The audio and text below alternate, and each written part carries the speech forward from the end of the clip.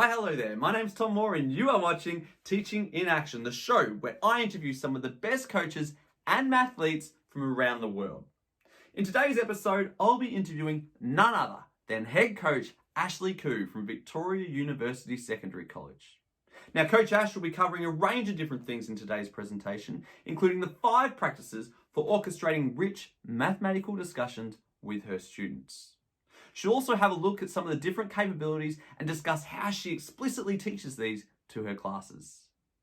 Before we go any further though, let's learn a little bit more about Coach Ashley Koo. Now, as I said before, Coach Ash is from Victoria University Secondary College and she's currently a learning specialist at her school. Now, when Coach Ash isn't teaching, you'll find her doing her Masters of Education, and in any spare time she might have, you might find her binge watching different series on Netflix. Her most recent favourite, Squid Game. Now, Coach Ash and I will be both here to answer any questions or comments that you might have throughout today's presentation. Therefore, if you'd like to contribute or if you do have a question, feel free to do so by going down to the section below or looking for the comments or the questions and typing it in. We'll make sure that we get back to you at least by the end of today's presentation. So there we have it. We're going to be interviewing Coach Ashley Koo, and today is looking at 5 practices for orchestrating rich mathematical discussions. So let's not wait any longer and let's find out what Coach Ash had to say. Now, I'm standing here live with Coach Ashley Koo from Victoria University Secondary College. Coach Ash, can you tell us a little bit about the team that you have here with us today? Yeah, Tom. So my team is a group of Year 8 students. We have a really diverse mix in the class, and we are currently looking at our geometry unit, focusing on similarity. Ooh, I love myself a bit of geometry and similarity. Sounds exciting. Now, I know that you're up against a formidable team today in COVID and the remote teaching and learnings. Can you tell me a little bit about how you plan to curtail some of the curveballs that they might throw your way? Yes, well, COVID and the remote teaching and learnings were a curveball in themselves for just entering the league when no one was expecting it. So we've had to learn to overcome and adapt some of these issues that they have thrown into the mix. Luckily for us at VUSC, we have spent a lot of our pre-season training for things like this. So looking at those personal and social learning capabilities and making sure that we can try and implement those in this remote learning setting. Nice. So you're saying you've already done a bit of work on the capabilities with the students back when you were teaching in person, and now the challenge is obviously moving that into the online forum that we currently find ourselves in. In saying that, tell me, where do you get some of the ideas for being able to do this? Like, where does your I guess, motivation come from?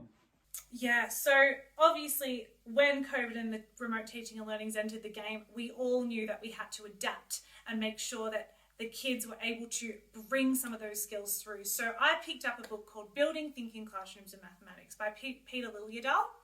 And he's got some really great ideas around how to build those capabilities and how to broach that subject with the students when we are moving into that setting, and how we can best implement those practices. Nice. So what capabilities in particular are you going to focus on in today's session? So today's session is really focused on collaboration and making sure that the kids are working together to solve these problems. All right. And so in focusing on collaboration, tell me, what were some of the strategies that you got from the book to be able to really draw that out from your students? Yes. So when looking at collaboration in a remote setting, it's obviously very different to what it is in an on-site setting. So I had to make sure that the whole team were on the same page with what that actually looked like. So the first thing I did was do a survey and made sure that the kids were being really honest and open about what they thought collaboration looked like and what they were expecting from me and also themselves and the other students in the class.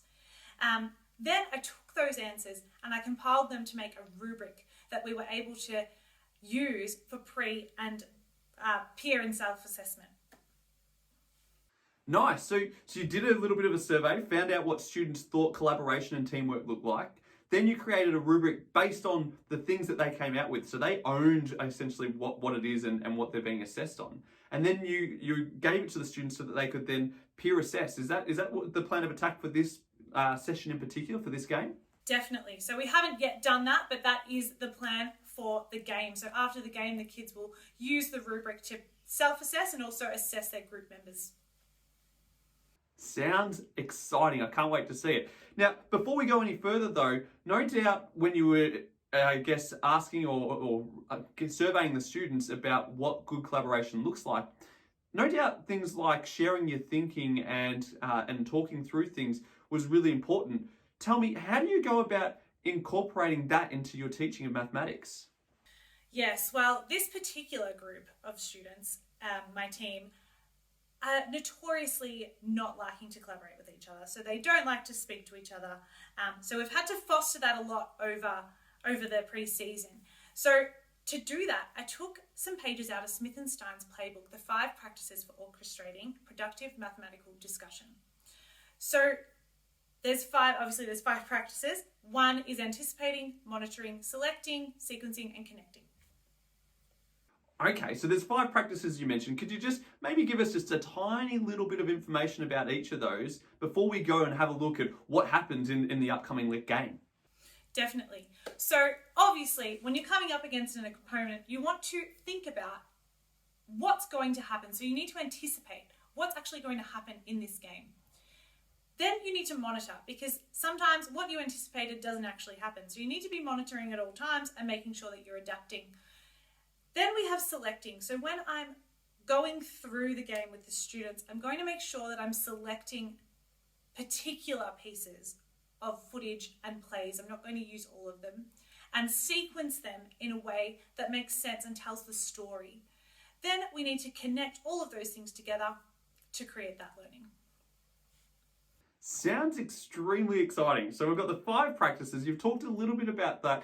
Can you just maybe give us one last little bit of a rundown about what the lesson is about and what it entailed overall? Yeah, so this particular lesson was what we call a problem-based lesson, and the kids were working collaboratively to solve a similarity problem. So something they'd never seen before, they were using brand new information, and they could use any strategy they liked, but they had to work together. Sounds very, very cool. I can't wait to see it in action. All right, well, Ash, I'll let you get back to your team and give them a little rev up that they need. And let's have a look at what happened or what took place within the game after this ad break from one of our sponsors. Thanks, Ash. Thanks, Tom. Legend has it that famous mathematician Archimedes used to become so consumed by his work that he became oblivious to what was going on around him. So engrossed in mathematics he was that he was unaware that his city had been captured by Roman soldiers. Archimedes begged and begged for the soldier to wait until he had finished his calculation, but the soldier became so enraged he killed Archimedes on the spot. Now take a moment to consider if things had have gone a little different. Imagine if instead of doing mathematics, Archimedes was baking a hot apple pie.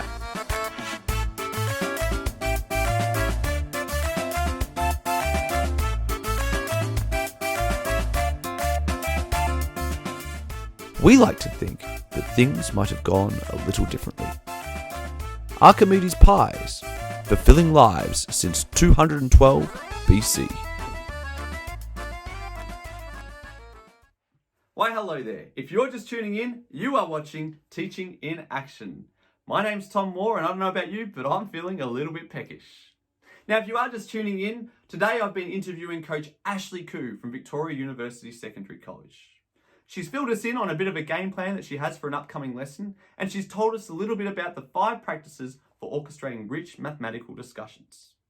Before we go and learn a little bit more about these practices, remember that you can always ask any questions you might have or put any comments into the chat, and we'll be sure to get back to you throughout the presentation. So let's not wait any longer, and let's learn a little bit more about these 5 practices for orchestrating rich mathematical discussions before seeing them in action in Ash's online class. Let's check it out. All right, so Coach Ash, can you tell me a little bit more about the problem that you plan on giving your students? Yeah, so as I said before, it was a problem based on similarity. So we basically gave the students a whole bunch of information, and they needed to use that information in any style that they liked to find the length of the water slide.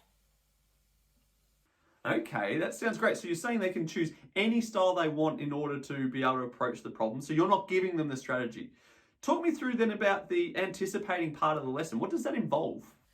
Right, so Anticipating for me involves thinking about what the students might do to solve the problem and then what my responses might be moving forward from that.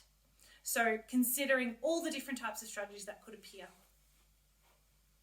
Okay, so what I'm hearing is that the anticipating of the phase of the lesson doesn't actually happen during the lesson. It happens prior to the lesson even beginning. Is that correct? Definitely. Any good coach doesn't go into a game without thinking about what's going to happen beforehand. So before a game, I will sit down with my assistant coaches and we will plan for these types of scenarios. No one's perfect, Tom. Everyone knows that. So there are going to be things that we miss, but all in all, when we sit down together as a group and everyone brings in their different perspectives, we usually come up with a pretty good game plan. Okay, that sounds pretty cool. So correct me if I'm wrong, but it sounds like if you're working with other people within your team of teachers and coaches, that through working together, you'll come up with all of the strategies that students often come up with, whereas that might be a bit more challenging to do on your own. Is that correct? Definitely. Working solo is not for me, and I don't think I've ever met a coach who works well in isolation. So making sure that we utilize all of those people and those colleagues around us so we can come up with the best game plan for our team.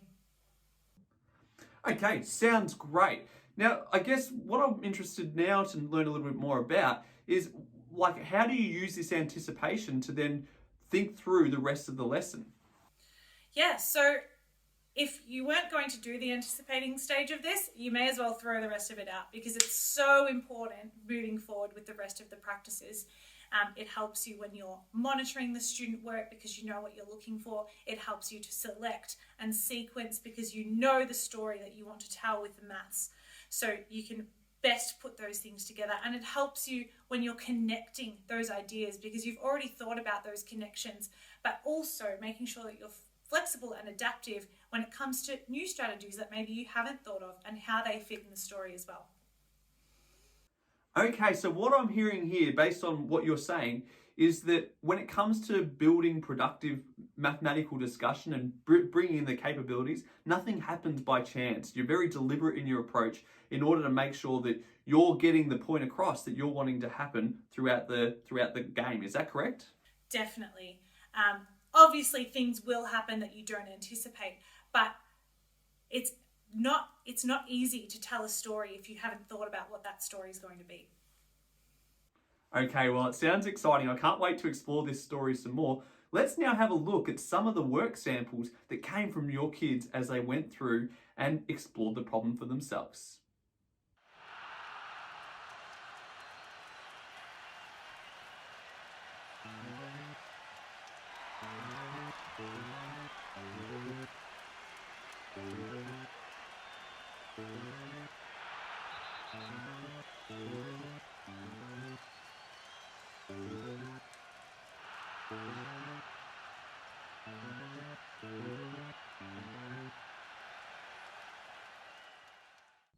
All right, so Coach Ash, I can see that looking at some of the student work just then, a number of students came up with the different strategies that you had anticipated coming into this session.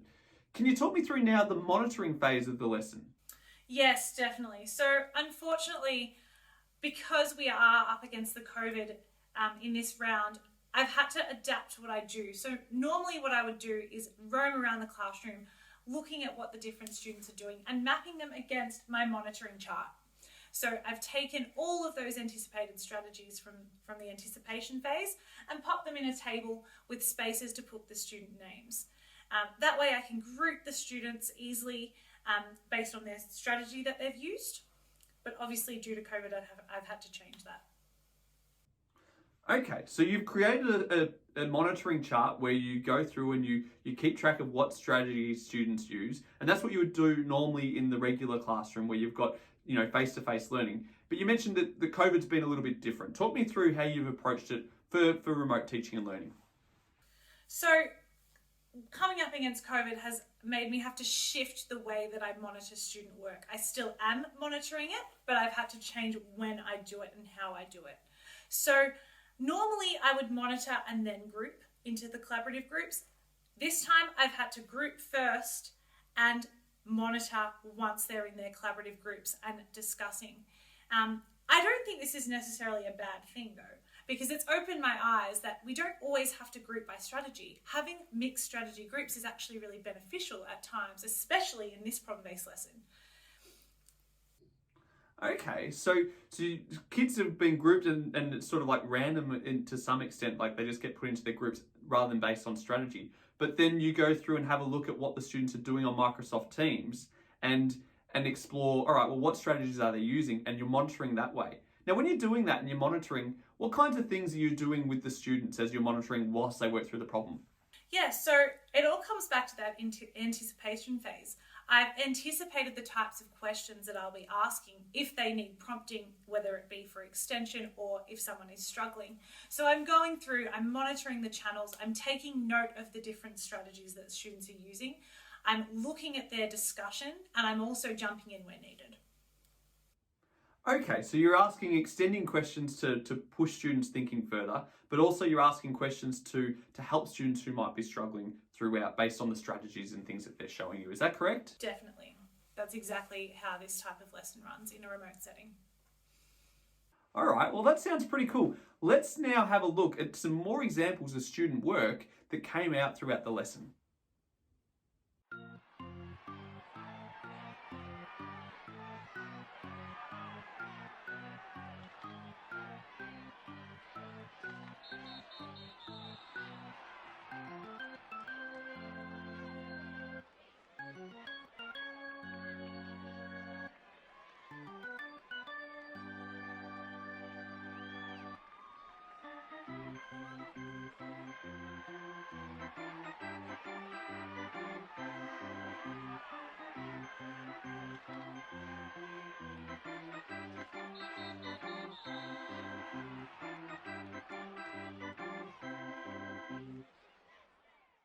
All right, so Coach Ash, I can see here that a number of students use the same strategy to go through and solve the problem.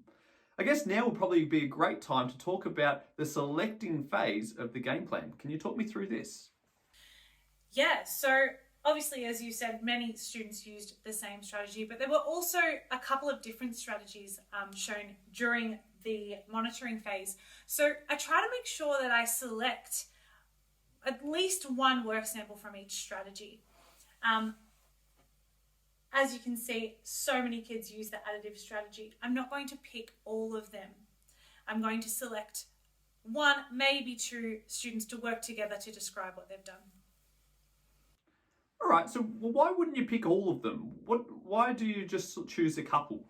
That's a very good question, and it's something I've learned through experience. When I was first learning to run these types of lessons, I would let all the students share their work, and it just got repetitive and boring. So it's really important that I'm picking pieces of work that support the learning goal, but I only need one or two for each. Ah, okay. So once again, you're saying the important part really is knowing the learning goal, which you think about during the anticipating phase of the lesson. So it all comes back once again to being really prepared. Is that correct? Yeah, as I said before, if you don't anticipate these types of lessons, you may as well just throw the whole thing out. If I didn't anticipate, I wouldn't be able to select work that properly meets my learning goal. All right. And now when you go through and you choose students who, like, let's just say you've got lots of students who chose to do the same approach or the same strategy to solve the problem, how do you select a couple of those students? How do you know which students to choose? Yeah, I mean, that's a good question, and that can change in any given lesson. So what I'm trying to focus on during remote learning is making sure that everyone has some kind of opportunity to participate. So if it was someone who was a little bit less vocal in their kind of typed chat, I might choose them to share their strategy, or someone who is needing a little bit of work on becoming more concise in their communication, I might choose them as well. So it's very deliberate. All right, now I'm just thinking of some of the students that I've taught in the past. I know that some of those students would feel really uncomfortable about sharing their thinking. Can you talk me through how you navigate this? Yeah, and that's something that arises all the time with these types of lessons, and more so at the start of the year. The more we go on, the students become more and more comfortable, but there are still those students who are a little bit uncomfortable getting up in front of the class in an on-site setting or speaking in the online forum. I like to word those students up. So I might send them a little message and say, hey, I'm going to get you to share your work. it was really great, and just pump them up that way. Getting them involved is the best way to get them to start collaborating. Sounds awesome. Are there any other tips that you've got for us before we go on to the next phase in respect to selecting students' work or to share their thinking? Yeah, there's one really key thing that I like to make sure that I do, and it's making sure that I share some of those misconceptions. Sometimes misconceptions are really fantastic teachable moments. They can be used as learning springboards to promote further learning. So making sure to not just include students who've got the right answer, but also misconceptions that will help us lead to that learning goal. I love it. And that all comes back to this whole growth mindset idea, doesn't it? Where we're not just celebrating students who get the right answer, but we're celebrating students who maybe get the wrong answer, but have helped others learn through the process. I think that's a really, really good point to touch on. What do you think? Yeah, definitely. It's so great to see as well those students who, during the discussion phase, you hear them audibly gasp and they're like, oh, I did it wrong. And getting them to talk through that thought process, like where did that come from and how did you come to the conclusion that yours was incorrect, and what do you think the correct process was? It's such a powerful teaching moment. I love it. Celebrating mistakes, such a great idea. All right, well, let's now have a look at some of the different strategies that students came up with before we have a look at the next phase of the lesson, that is the sequencing part. Let's check it out.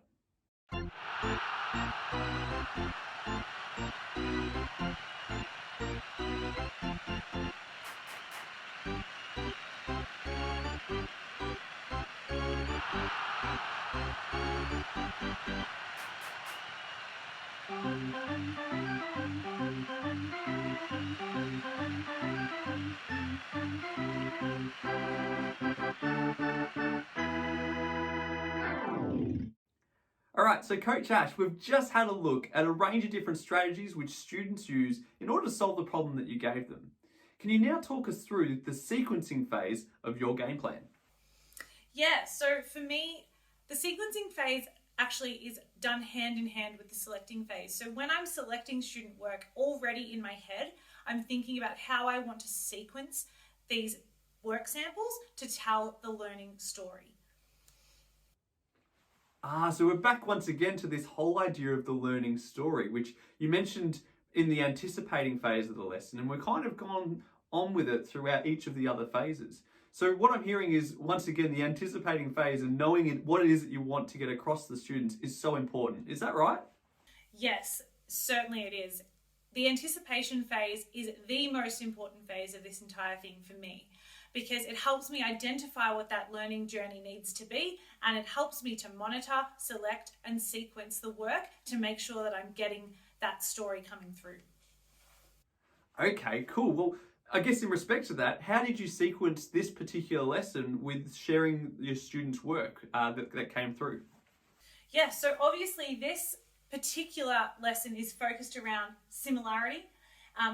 So the first work that I chose to have in my sequence was the scale drawings. So the students who needed to use visual representations that were drawn to scale to represent the work, where they could measure to find that 15 meters. Then I decided to use the students who had that kind of additive mindset. So they were still using pictures, but they were able to not draw them to scale firstly, and then use that information to add up the 3 5s to get to the 15 meters. Thirdly, I wanted to showcase the students who realized that the larger triangle was actually 3 times larger than the smaller triangle, and were able to come to that scale factor and use that to determine the 15 meters.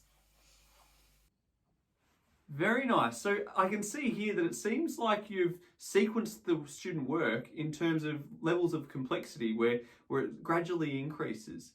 Tell me, are there any strategies that you use or that you draw on when choosing the sequence in order to share students' work?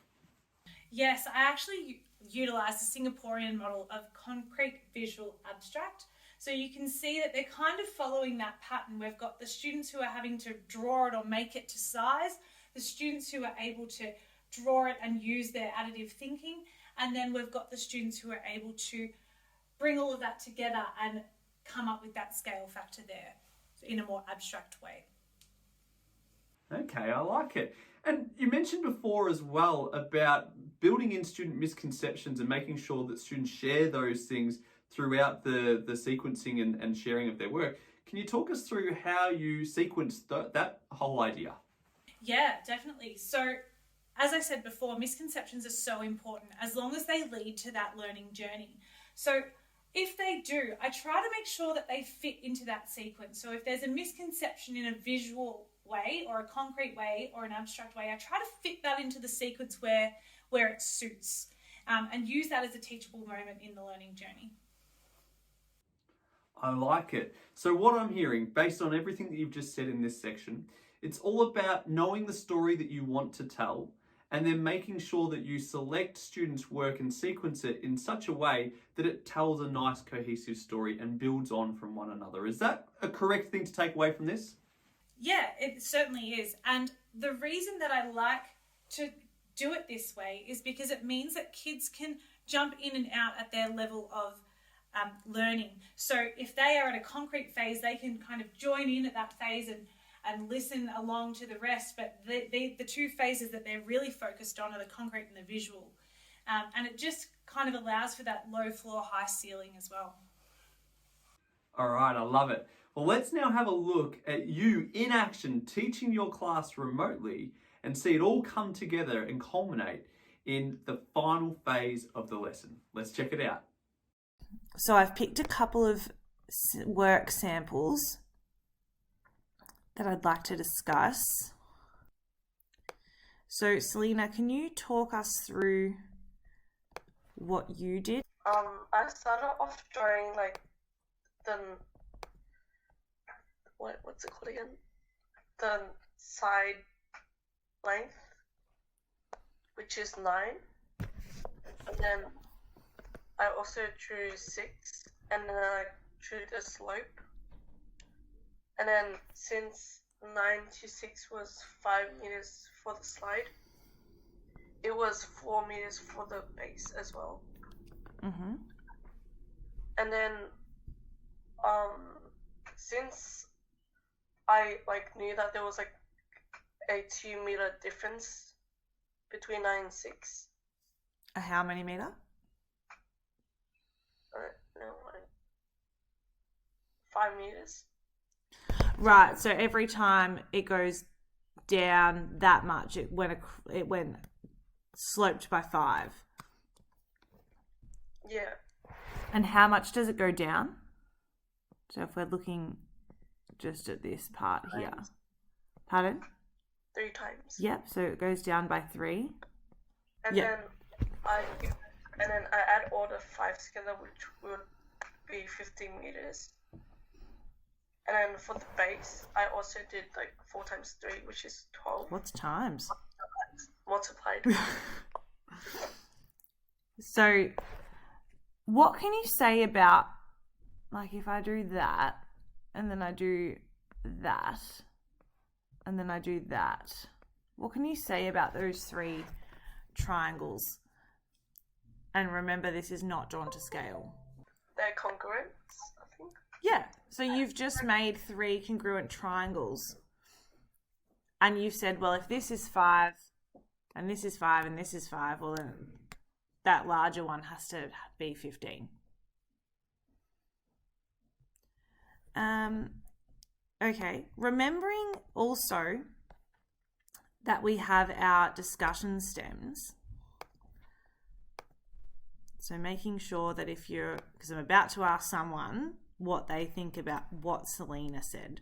So if you're a bit unsure on how to respond to that, and I saw some of these being used during the PBL and it was amazing, just remember that you've got these available to you. So can I please have Ryan? What do you think about what Selena said? I agree with it. I think it's a way that works. But I also think that there's some other ways you could do it. Oh, yeah. Okay. Why do you think that it works? Well, she said that it's because there's 3 equal parts. And we know that the first part between 9 and 6 is 5, and all the other parts are equal to it, so it had to be 3 parts that all equaled 5 to make 15. Awesome. Thanks. Sometimes when you're really stuck on what to say, you can just start by restating and then you tend to get on a roll, is what I find. So thanks, Ryan. Nikki, what do you think? I agree. Now, are you going to say you agree but you'd like to add, or are you going to say I agree because? I agree because every time it goes down by 3, and the 3 in betweens would all be congruent. And if they're all congruent, you could add the side lengths where the slope is, and you'd get 15. Cool. All right. So we've noticed that there's the 3 congruent triangles, and we can see that every time we go down by 3, that there's 5, and so it'll be 15. Awesome. This is the next strategy I saw. And this was 2 yarns. So 2 yarn, can you just tell us, I'm mainly looking at this kind of part here. Can you just talk to us what that's about? So what I did was I split the whole triangle into 2 similar triangles. All right. And then I realized... Unpack that for us. What did you just say? What do you know how to explain this? They're the same triangles, but just different sizes. Right, so same shape, different size. Okay, keep going. Sorry to interrupt.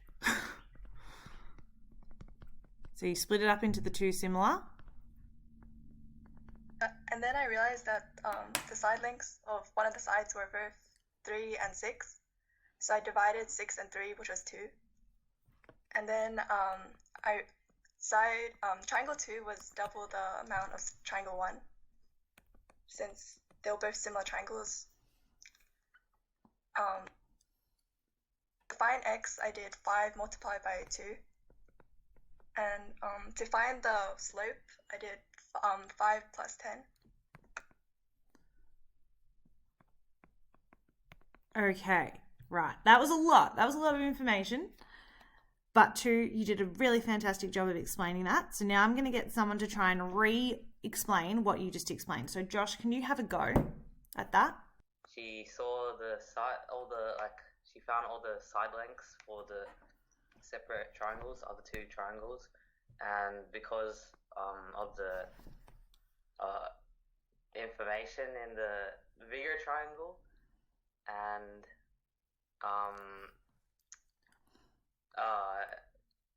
then to get 15, she just added the 5 meters to the 10 meters, and then she got 15 meters. And where did the 10 come from here? Because she didn't originally know that. How did she figure out that it was 10? Oh, because the bigger triangle is 2 times the size of the smaller triangle, so she just multiplied 5 by 2, and then she got 10.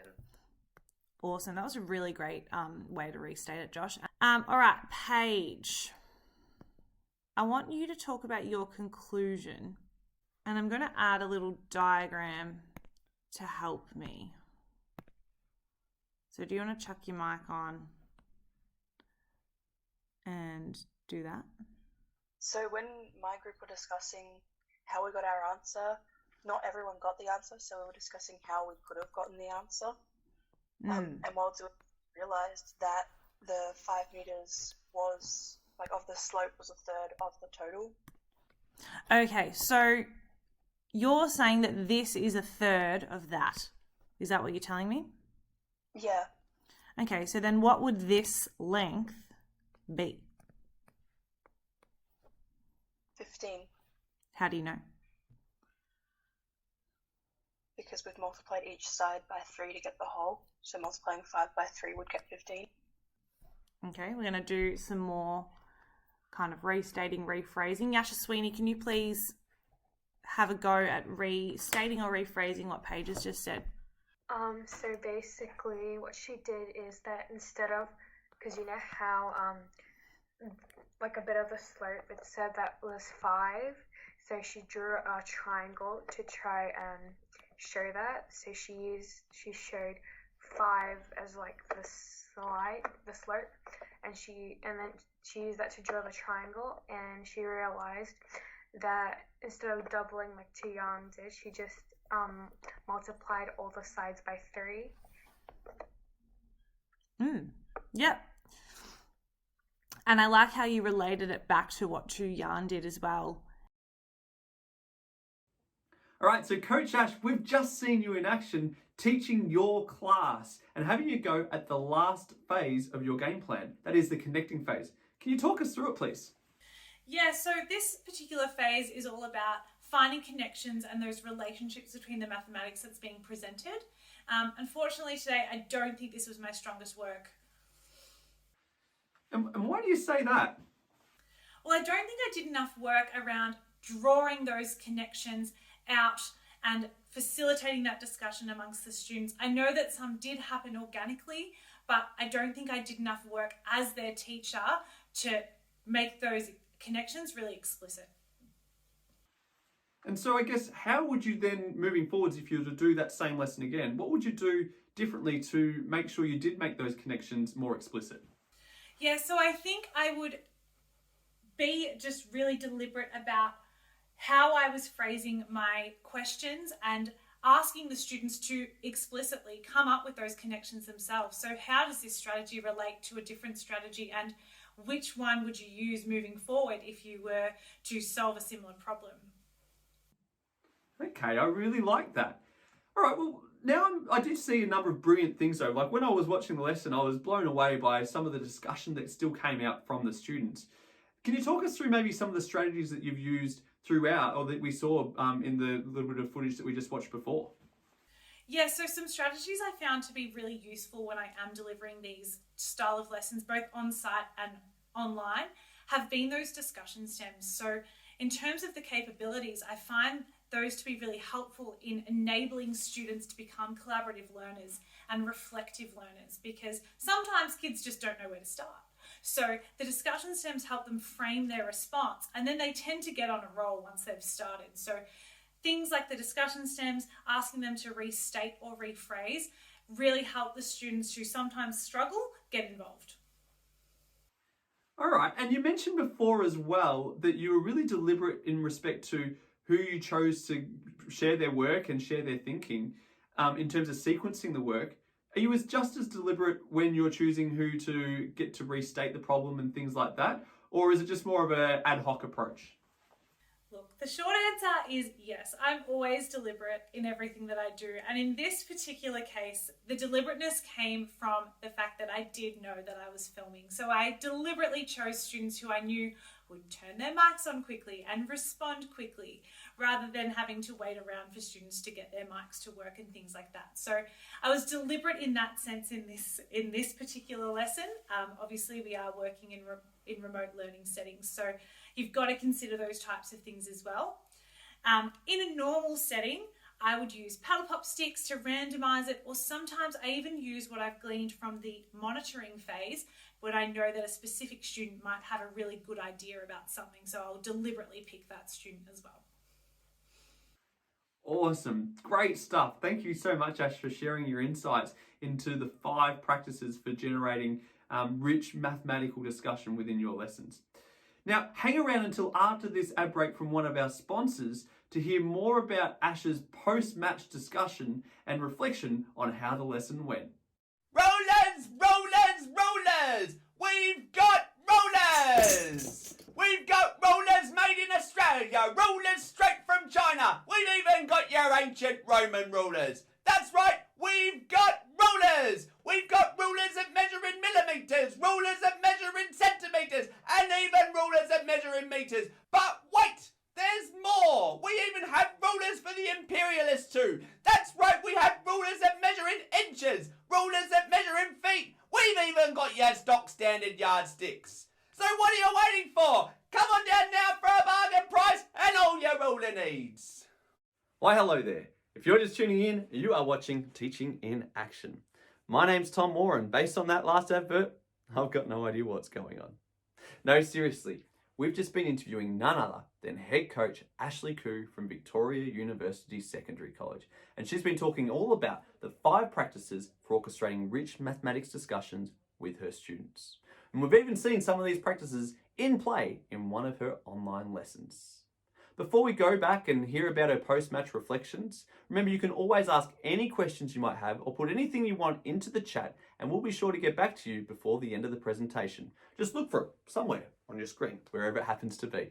All right, let's not wait any longer. Let's go back and hear about what Coach Ash had to say in her post-match interview.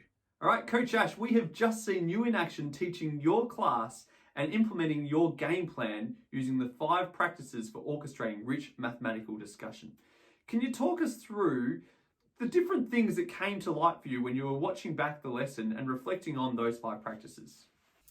Yeah, so one of the major ideas, and I think everyone can understand where I'm going to go with this, is that anticipation phase. It is so important to set up these types of lessons by anticipating what's going to happen, but not only in terms of what the students are going to do, but also how you're going to respond in each phase. So how are you going to monitor? How are you going to select? How are you going to sequence? And how are you going to connect? By being so prepared, it allows you to free up some of that brain space for when the unanticipated does happen, because you've already anticipated for 90%, meaning that other 10% you can adapt to in the moment. Awesome, thank you. And tell me, like, that sounds like a fair bit of work that's involved. How do you make sure you get all of the work done, especially in the anticipating side of things? Yes, well, I, for one, couldn't do this all on my own, so I make sure that I am collaborating with my colleagues.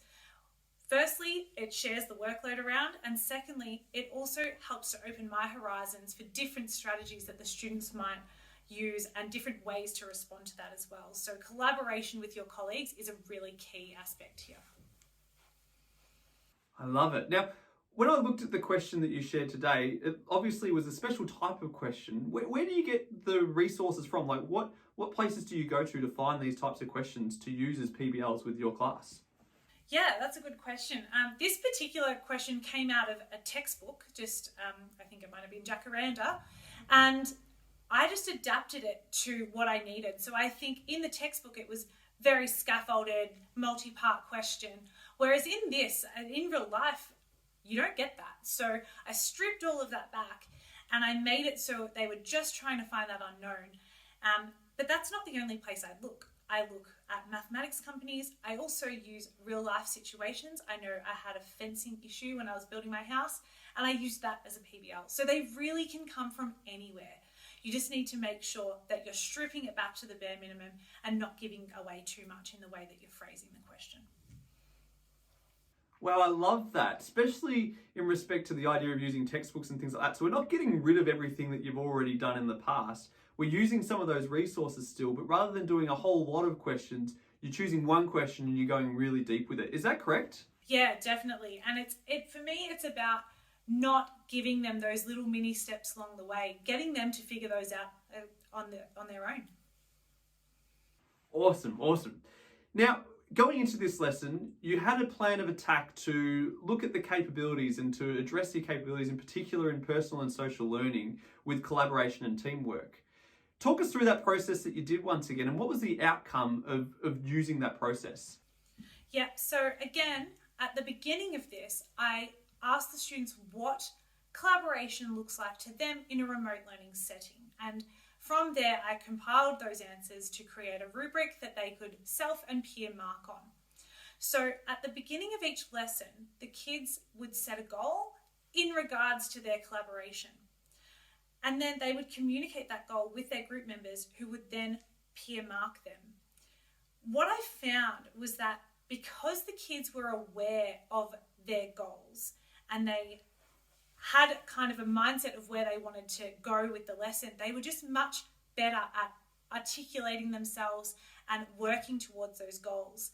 And I can tell you, when I compared the peer and self-reflection for most of the kids, they were very much on par. So the kids are very self-aware on what they need to work on and also what their areas of strength are. Wow, that's fascinating. So you're saying just by getting students to focus on this and bringing it to the forefront of what it is that you're wanting students to look at throughout the lesson, it had a considerable impact. Is that correct? Definitely. The kids were just more aware. They were looking out for other people's goals as well, which again made them more aware of certain things. So yeah, it definitely had a positive impact on the lesson.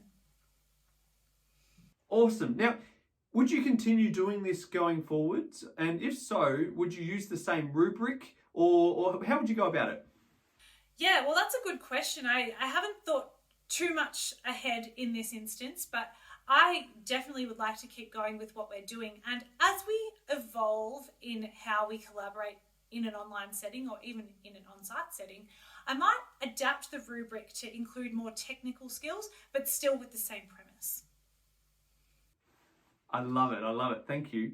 Now, my last question for you is, imagine you've got a teacher coming up to you and they're interested in looking at the 5 practices for building mathematical discussion, or in looking at building in the capacities or capabilities and building that with their students. What advice would you have for them?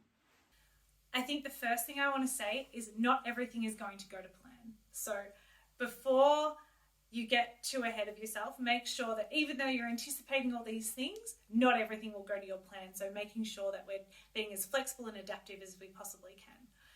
Second thing I would say is make sure you have a specific focus. So don't bite off more than you can chew. Maybe you want to really focus on the anticipating first and then move into the other phases. Things can be tweaked as you go along, but as long as you're out there having a go, you can't really go wrong here. And the third one, and this is one of the most important ones, I think, be open to learning. Observe other people, be observed, get feedback. I know I, for one, am more than happy for anyone to come to my classroom. So if you do want to reach out, we'll pop our information up later, but just always be open to learning, get that feedback and tweak as you need. Amazing stuff. Thank you so much, Coach Ash, for everything that you've shared with us today and your insights into this particular practice and your game plan for when you go through and run these types of lessons with your students. I'll let you head off now and go and celebrate with the team. But other than that, I'd like to say thank you very much to the audience watching at home, and we look forward to seeing you next time. My name's Tom Moore. We'll see you then. Whoa, wee wow.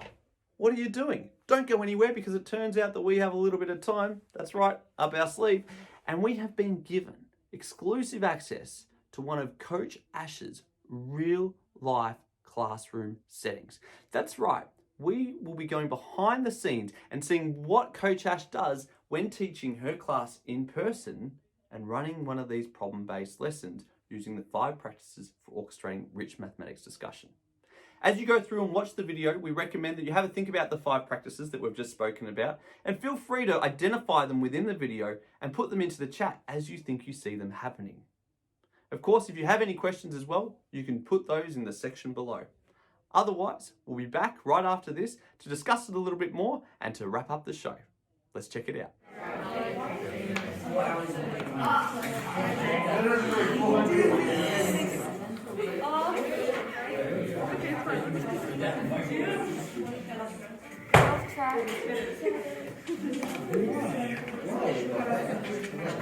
Okay.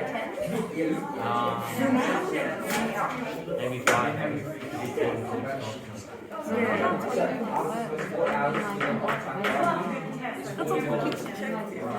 And then for the mountain biking, or mountain trek, it's also $40. That's on the 5th hour. So in between the 4th and the 5th hour is where they meet and they become the same time and same money. So it's 4.5, so 4 hours instead of minutes.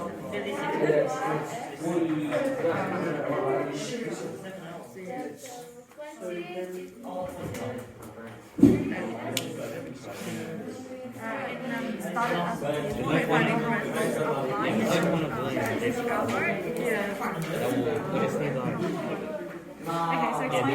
What's happening here? What does this represent? So for 0 hours, how much does mountain bike charge? 0. Oh, interesting. So is that going to affect what this looks like now?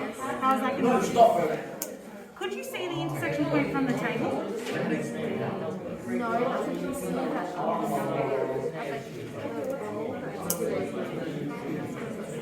Is this your original one?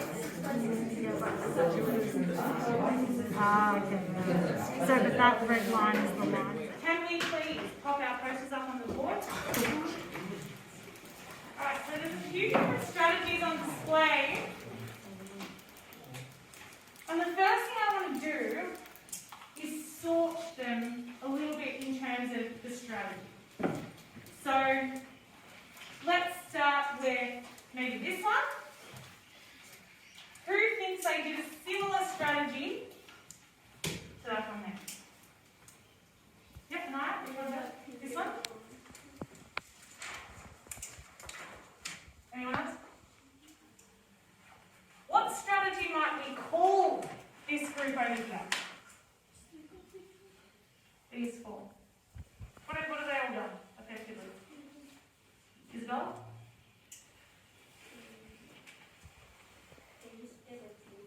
Yeah. So they've all done tables. This person's done a table as well. But they've also done something else. So we might move them. Where else could they fit? They've done some equations here. This one. Where do you think this one fits? Are we happy for all of them to stay together as a group? Yep, Brendan's nodding. Why do you agree, Brendan? Because they all did crafts. They all did crafts. Oh.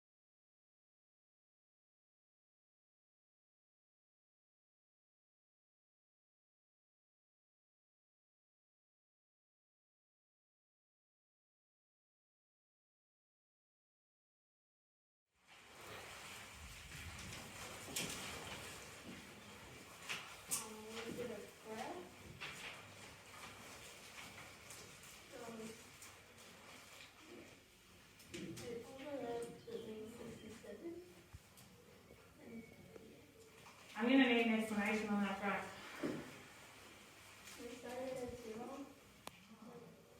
Alright, just can you use someone else's table to explain? Because, like, where did those numbers come from?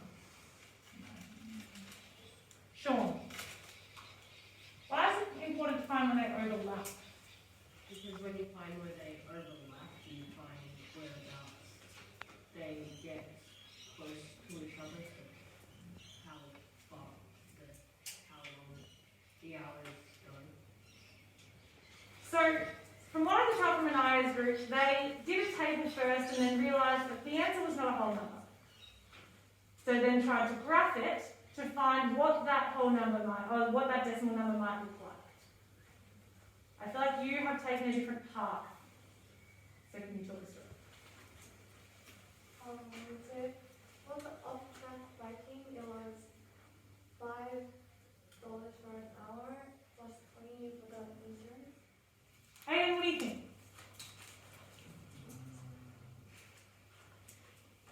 You can use the discussion stems on the wall, remember? They're up there if you don't know what to say.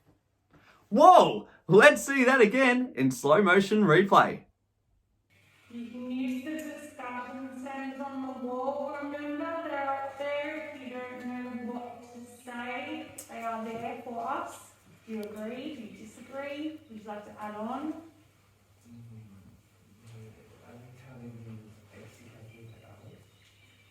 Yes, these extra calculate the hours, yep. Do you like that? Yep. Does that seem about right to you? Do you think it's about 6.6 recurring? Yes.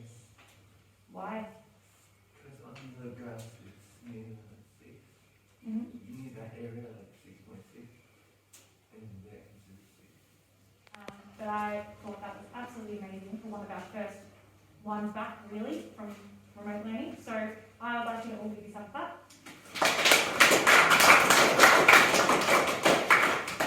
Well, there you have it, ladies and gentlemen. We have just seen Coach Ashley Koo incorporate the 5 practices for orchestrating rich mathematics discussions, both in person and online.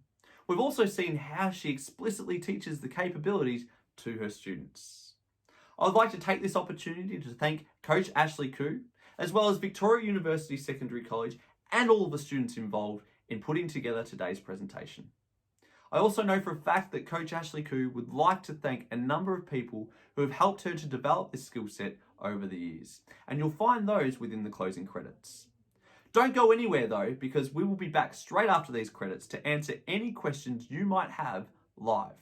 So if you do have questions, feel free to put them into the relevant sections wherever they happen to be, and we'll be back real shortly to answer these for you.